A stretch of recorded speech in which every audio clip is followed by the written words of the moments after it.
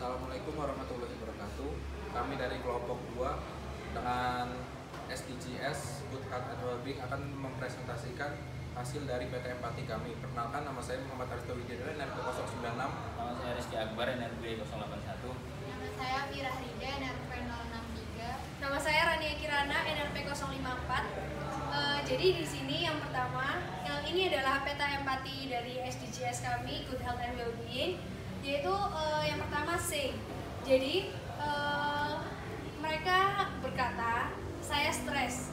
Saya stresnya ini dikarenakan oleh masalah dengan orang tua, kantong kering. Kantong kering yang dimaksud ini tidak memiliki maksudnya nggak bisa, susah untuk mengatur keuangan. Habis itu ada tugas menumpuk dan hal-hal yang menyebabkan stres ini tadi disebut dengan stresor. Jadi stresor ini merupakan suatu tekanan yang mengakibatkan terjadinya stres.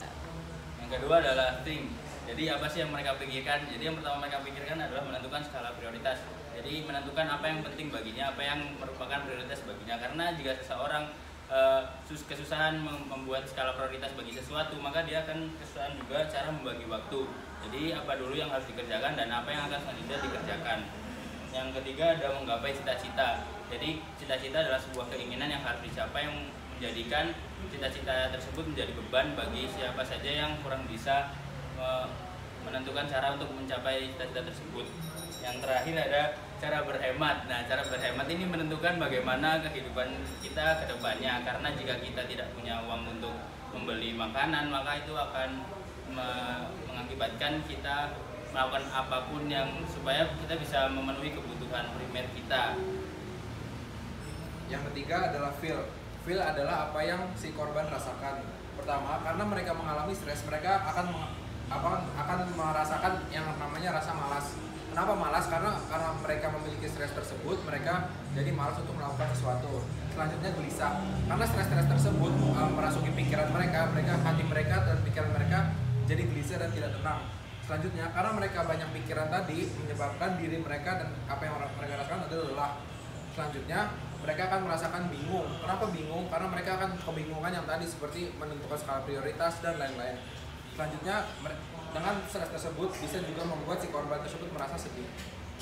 Lalu selanjutnya yaitu do. Do adalah apa yang mereka lakukan. Jadi yang pertama itu kuliah. Kuliah ini maksudnya di sini tuh aktivitas yang akhir-akhir ini sering mereka lakukan. Terus yang kedua itu curhat. Jadi karena mereka merasa stres, mereka akhirnya curhat ke teman-teman mereka ataupun orang-orang terdekat yang mereka percayai. Lalu yang ketiga yaitu melakukan hobi. Di sini maksudnya melakukan hobi mereka itu seperti motoran atau kayak sunmori gitu. Lalu selanjutnya yaitu chunks. Maksudnya di sini itu nongkrong sama teman-teman kayak ngobrol atau sharing-sharing tentang apapun. Terus yang selanjutnya itu belajar. Jadi karena mereka terlalu mencemaskan tentang masa depan mereka, jadi mereka itu cenderung untuk memaksakan diri mereka untuk belajar. Dan yang terakhir yaitu nugas. Lalu selanjutnya di sini saya akan menjelaskan tentang peta empati yang kedua. Yang pertama adalah user. Di sini kita ada dua user. Yang pertama yaitu Naya. Di sini Naya itu berusia 19 tahun.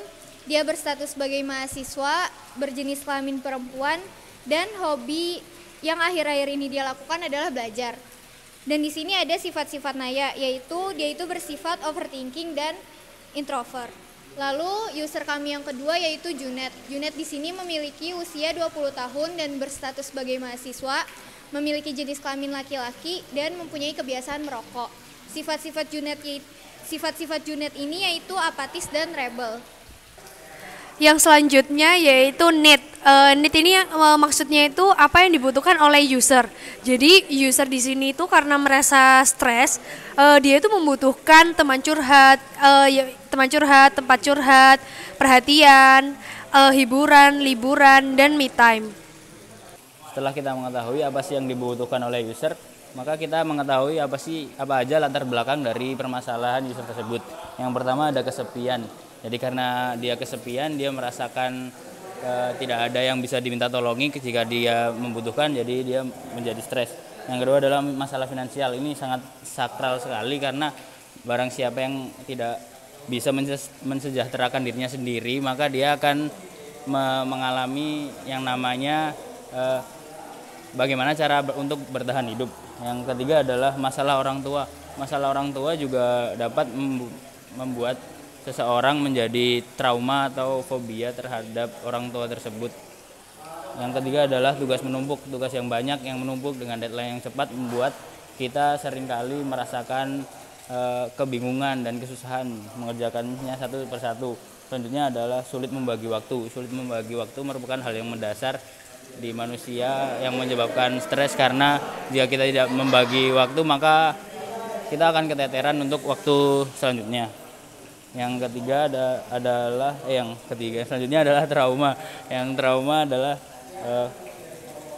mungkin dipermasalahkan oleh sesuatu yang menyebabkan dia tidak mau melakukan itu lagi, seperti kecelakaan atau apapun yang membuat hal tersebut tidak mau dilakukan lagi, yang membuat stres.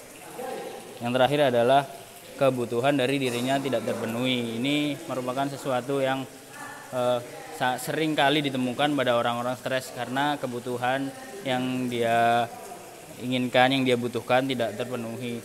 Jadi dia bisa berbuat apa saja untuk memenuhi kebutuhan tersebut. Ya, itulah presentasi dari kelompok kami. Kurang lebihnya mohon maaf. Wassalamualaikum warahmatullahi wabarakatuh.